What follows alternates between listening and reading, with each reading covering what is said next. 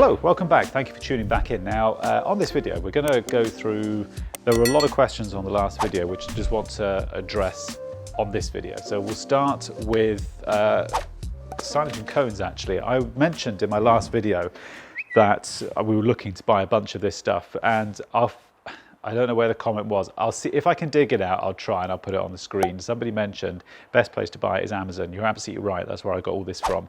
I think it was about 400 quid, somewhere around there, but it worked out the cheapest place to get it. So yeah, thank you very much for that. Waste, that was the other thing. Normally, when, this is actually a little pile here I've got to throw out. One of the other reasons people were, it wasn't a sole reason for getting this place, but one of the other reasons for getting it was waste disposal, because what we're finding is we've got one for general waste and one for recycling, and one of the things we're finding is that as you're powering through jobs, you know, I mean, James has just come back now, so that's his van there. He's just come back and he's just filling out a certificate upstairs, but he's got some waste on his van. And when you've got like 4 or 5 jobs, you know, small little reactive jobs a day, you times that between 3 of us some days, that's a lot of waste that you've got to get through, and just trying to put it in domestic bins and stuff, it just doesn't work. So it wasn't a sole reason, but having bins that are emptied every week does make life a lot easier, you know. This was the other thing. A lot of you were asking what I do with the old breakers. I will show you. So again, they're not big enough reasons alone to have a unit, but when you put all of these, oh, in fact, there you go, they're empty in the bins as we speak. So it's bin day today. So yeah, every Wednesday they get emptied. It's not a sole reason, again, not a sole reason for getting the unit, but when you put all these little bits together, it makes a lot of sense. So we keep all of the old breakers now. So these here are all breakers. I've sorted them all out the other day to try and make a bit more sense. So we've got all old RCBOs and all of the old breakers up here. And it's all, you know what it's like when you get to a job and you haven't got, there's a particular breaker like a Proteus or a G-Wiz, that's one you see sometimes, and they're really hard to get breakers for. And if you've got a shelf of all the old stuff, like this one here, this is the board that I think James or Joe changed out, but we'll keep all these now and I'll just sort them here. But it's handy to have them, you know? So I will do this later on, but for the time being, I'll just chuck it there. So again, just one of the reasons we have the unit now, it just makes things like this a bit easier, and that you've got stuff for future. What else was there I wanted? There were other questions which you guys wanted answers to. Ah, the boom lift, that was it. Somebody was asking, I will do a video especially on this, I just haven't got around to it yet. You know, I was talking about the stretchy harness in the last video. There was a guy who put a comment there. I'm not sure, I'll try and dig it out, but they were saying if you've done your IPAF training, you should know what that harness is for. That's the thing though, they don't tell you. When you go to these IPAF courses to do your training, so I did a 3A, 3B and a 1B. I did the full set. But they don't tell you, like, they don't go into all the detail of like, this harness does this harness does this. They just tell you, that's the harness you need for this vehicle. So I understand what you're saying that you should know, but you actually don't. We've all done an IPAF course now, and none of us were told what, it sounds silly, none of us were told what a stretchy harness does. But a lot of you were answering it. I mean, scaffolders use it because it's a big hook, so you can just click on. I think it's for, I still don't totally know, but I think it's like for, if you're working on a fixed, like if you've got a scaffold pole and you're moving around and you want to just click in and move, I don't know, but we're using it. But I mean, I've got the 1 meter rope one, but yeah. If anybody knows conclusively what it's for, put it below, because we still don't totally know. But no, they don't tell you in IPAF when you do your training. Ah, yes, that was the other thing. Barcode scanner and labels. A couple of you were saying that like doing having like a stock management system is a bit overkill.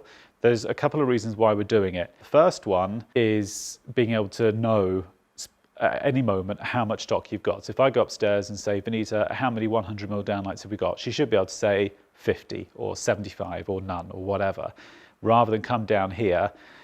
It also makes doing job sheets easier when you're out on the road. So the boys can just, we haven't figured this bit out yet, but the idea is it makes invoicing faster. So these barcodes here, so I've bought this kit online, right? So these barcodes will go under every single one of these. So I don't know. So that will now be the barcode for the integral LED lights.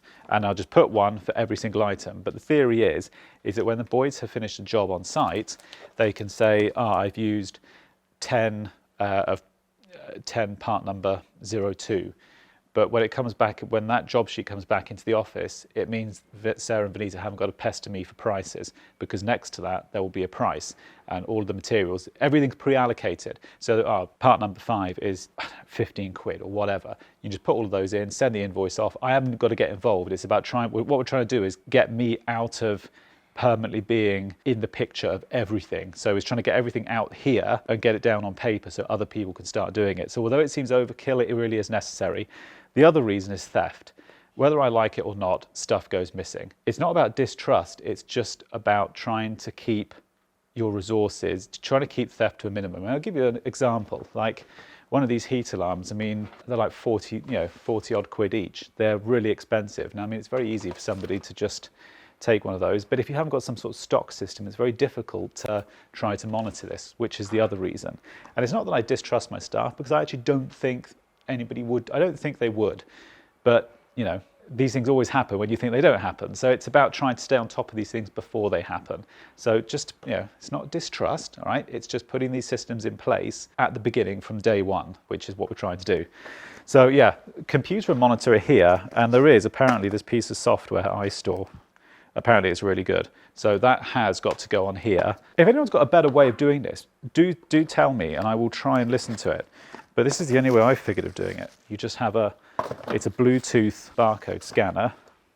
Oh, okay, right. Oh, just lasered my own eyes out. Yeah, so you just have a Bluetooth thing in there, and a screen will be up there, and they can just scan what they want. That's the theory, but I haven't set it up yet. But I think that's the most cost-effective system. There are some systems, but they want like £100 a month for the software. Exactly, it's like really expensive, and I'm not paying that. So I bought this. The software was like, for all of this, it was like 100 quid. But if anyone's got a better, or they know a better way of doing it, put it below, because this is all trial and error. I mean, I'm learning this as I go along. There's no, this isn't like some super duper plan in motion. I'm making mistakes, fucking up, trial and error. That's how I'm doing it. But I think this is the right way of doing it. One of the other comments that people were saying about this two things. People were asking what's in there. That's the landlord's space. This was originally all one area, but I don't know why the landlord wanted to keep that space for their own stuff. So I said, yeah, fine. We just worked out the square footage and just took it off the rent. So it would have been nice if we had it, but it's not essential. We can actually manage without it. We've got enough space upstairs. And so yeah, that's landlord stuff. The other thing was this area here. People were asking why we're putting a ramp here, because I mentioned that there's going to be a ramp. There's a mid-rise car ramp going in for servicing. So the idea is that it'll sit somewhere here, and the vans can just come in, they can just drive straight on. We can lift them up, do servicing, brakes, whatever needs to be done. People were asking whether it's necessary. I personally think it is, because I think that's the whole point of the unit, is to try to keep everything in-house. And costs add up really fast. So for instance, James's van is outside. Now he's just come back. Now his van, the other week, I had to put on, there is actually some content somewhere. I'll try and upload it when I've got time. That needed new discs and pads. They've done 25,000 miles, that's about average. In fact, there's a really interesting thing I want to show you actually. I'll do that in a second. Any garage you take that to, you're talking discs and pads. In fact, I got a quote from Halford's Auto Centre. It was it's about 500 quid, roughly. Now, both vans need that doing. So if I took that to a garage, that's 1,000 quid. Now, I bought all the new bits and pieces here. It cost me 200. So it's a no-brainer. It'll pay for itself super fast. So both of them need discs and pads, because that's just general maintenance. The Kangoo, that's coming back on Thursday from Sortimo. That needs a ball joint, passenger side ball joint needs doing. Once that's done, both of them need an oil and filter change, which is why we've got the oil up there. And the filters are on the trolley over there waiting. The bucket truck, that will need filters, servicing, general maintenance. So it's not just like one vehicle anymore. There's 4 different vehicles out on the road now, and it is it's just a constant maintenance thing. So for me, I think it makes total sense. It's a no-brainer. It will pay for itself. And also it's nice to have it. If you can't, what's the point going out working every day if you can't have things to enjoy? That's the whole point of, it's nice to spend a little bit on yourself and actually have something you enjoy, doing. So that's the reason why. That's why that area is empty. It's waiting for the ramp. Actually, that's the air hose for it, which we haven't got the ramp yet, but that's the hose and compressor for it. Pads, yes, this was the other thing.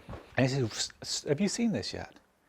Super interesting, right? Okay, I don't know how well you can see that, okay? But that is the pad. That's the front brake pad. It's absolutely true. Front brake pad off the employee van. So that's the one which Joe, James, Mark, Nay, they just use that van to run around in. That's the pad, okay? Now you can see what's happened. It's worn down to the metal. I noticed it the other day because I was moving it into the unit and it just worn all the way down to the metal and there was a scratching noise. So I changed it. Now when I changed this one, I was like, I might as well do my van as well because they've both got the same mileage, they're both the same age. If that's how low it is on this van, chances are my van's going to be the same. That's the pad on my van.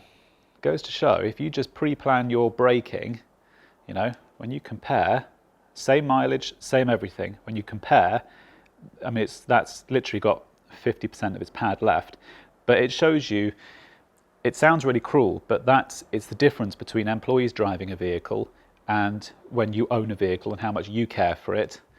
You know, that's the difference. Interesting, I thought. I kept them just to show you because I thought it was really interesting. Same vehicle, same mileage, same traffic conditions, but different outcomes.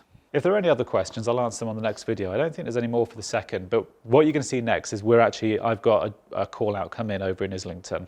So I'm going to go and do that, and I'll see you over there in just a moment. All right, this call out we're heading to now is RCD's tripping in it's tripping the kitchen electrics. Oh, landed, we've got space. I was about to say parking's probably going to be an issue in this because I'm in the truck today, but I've got a space right outside, landed. Let me park up and I'll see you inside in just a mo. Right, we have an intriguing issue. Fridge freezer, right? Brand new, just been fitted. There was a complaint the old one was tripping the RCD, so they put a new one in. It's still tripping the RCD, so it's a wiring fault. Fuse spur for it is up here, in this little cutch here. And the kitchen's all right, as long as that fuse spur stays off. As soon as you turn the spur on, it'll just trip the RCD downstairs within, 10 seconds, it just trips it. So that would tell me that all the existing electrics in the kitchen is okay. Because if you leave that spur off, which controls the fridge, everything's absolutely fine. The back of the spur, irritatingly, actually looks quite good. I was hoping to see a short between like live to earth or something on the switch side of the spur, but there isn't. It actually looks all right. If you short live and neutral and then test to earth, it's saying there's a fault. That's the thing with insulation testing, when you've still got appliances plugged in. People say you can do it, but you can't really, it just doesn't work. I don't want to take that fridge out because that's an integrated fridge. I would rather rewire an entire bungalow than take that fridge out. So that's going to have to, well, it's got to come out, but I want to try and keep it in if we can. But what I might do is going to be easier. It's going to be easier to pull this oven out and see if we can get behind. Hopefully I can reach the socket if I take this oven out. So that's the plan. So give me 5 minutes. Let me undo the screws for this and I'll see what content we can get. Right, oven's out. Sod's law, I can't see those cables. They just disappear into the back of this unit. So I'm probably gonna have to take this fridge out, which I really didn't want to do. But just before I do that, I just want to check that we definitely have the correct polarity on everything. That is irritatingly correct. I'm trying to think of everything in my power that avoids having to take this fridge out. That is annoyingly okay. All right, let's do a half load on the RCD. Sometimes doing a half load test on an RCD is quite handy. It just gives you a gauge of how much leakage there is on the circuit currently. Of course it would pass, wouldn't it? Sometimes, like if it trips on a half load test, it would give you an indication that there's already something wrong on this side of the circuit. And because all devices like fridges, everything, all electronic devices do give, washing machines, they all give some sort of leakage. And when you add up like 2 milliamps here, 2 milliamps there, and you keep adding it up, you will reach, if you get sort of 15, 20 milliamps, if you do a half load test, it'll trip. So it's always a handy test to do, but it doesn't detract from the fact I've got to take this fridge out. All right, well, I'm not doing this on my own, George, so. A few inches later. Go on, man. You can do it all by yourself. No. If you're touching it while we're pulling it out and it breaks, then it's. I don't feel so bad then. Okay. Right. Go on, I've popped it. I'm sort of holding it with my foot. That's it. Mate, that's not heavy. Not too bad, is it? No. So it comes out that spur, and that's the switch wire there. Well, a switch wire, but it just goes straight into that socket. That's the feed in from upstairs or somewhere. That's the feed out going to somewhere else in the kitchen, but neither of those are the issue. It's just on this switch wire. I'm not seeing any. Normally, when you get shorting and stuff, you see it on the back box. We don't seem to have any here, but we do look. That looks very much like it's damp. Easiest thing to do now is if I insulation test that cable, if it's clear, then it means it's a faulty socket. Nothing wrong with that cable. You've got a fault on the socket. It looks like you've got damp here on the back here, mate. Because if I test that now, it's just saying you've got a short on that between neutral and earth. Yeah. Which is the, I don't know how much you can see that, but that's what we're getting. So, yeah. Right, it would appear the cable is all right. There's some sort of damp coming from behind this socket. So I think what we're going to do is going to be much easier if we move the socket. So I'll get rid of this cable, take the plug of this fridge freezer. I'll just make this hole a little bit bigger here, just pass the plug behind, and we can just plug it in straight up here. I'll take that fuse spur off, and we'll just put a single socket there, and they can just plug straight in. Because also having plugs behind appliances is just, I also hate it. It's the most, well, you've seen the hassle to remove this. Putting plugs behind behind white goods is just a nonsense. So that's what we'll do. We'll take this out and we'll just plug it in up there.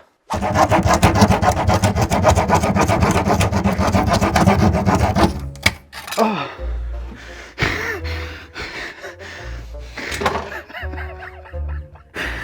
Oh, I'm all out. Plug still don't fit. I mean, you could actually cut it off and just wire it into the fuse spur, but actually there is, yeah, there's a flex outlet on that spur. Yeah, I'll just do that. Cut. That's it. Warranty's gone on the fridge. So what I've ended up doing, I've just wired it into the back of the fuse spur using the little cord grip, which is just inside, and that's it, it's on. So the old socket, I've just disconnected that, as you saw, that's all gone. Happy days. Don't put sockets behind appliances, because this is the sort of stuff that happens. They go wrong and it takes, you're talking 3 hours. I've probably been here, how long have I been here now? 2.5 hours? Just to pull a fridge out, and you know, it's a lot of work, you know. If you're gonna mount them, do it like this, where you mount them either in a cupboard above the oven or something, somewhere where you can get to it. You see people mount them nowadays, they'll put them right in the very bottom at the back there. It's just the most idiotic place to put them. If you're gonna put them at head height. Put them in the upper cupboards where you can at least visually, you know, you can see them and you can get to them easily, because bottom cupboards are always used for stuff you never get to very often. So yeah, anyway, let me pack up and I'll see you out in the van. Right, ladies and gentlemen, you haven't seen the inside of this yet. It's going up to Sortimo for its racking a week after next, but by the time this video airs, it should be up there and we'll be recording it at that time. So it's an empty back at the moment, but yeah, I'm looking forward to it. Thank you very much for watching. It's been a pleasure. All the links, they're going to be coming up on the screen now. We'll see you in, all being well, a week's time.